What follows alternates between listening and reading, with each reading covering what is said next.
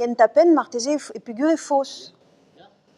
Pezo ar franmouse zo stadegel de la rede in gwest d'ober statistiku va roaden ou bras divent. Neus e relon gwelout ma zo undra a ya adreuz en un tu, e relon gout, bon, ne ket me koniriao. Pe e kredon ne koniriao, padal e nemet un dra zo rouez er vueguir. Pugur e stadegel.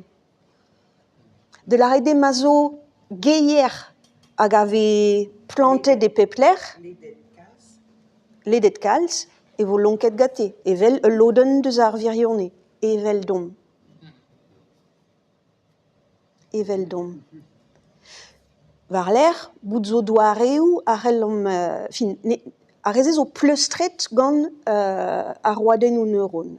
Neuze, lonkar on a roaden ou blablabla, evidenem ober d'or pezzo ar virionne evito, a var l'air, a rok modiche o respond de rein, e c'hell an dud skriva kod, evit lakad or filtre en rok.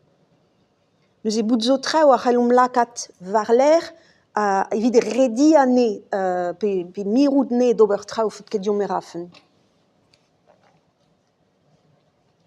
Pug e c'hellom sevel ne, gant tammou dizanvel. Tammou pleustret war trao dizanvel, hag wel ur mad aze.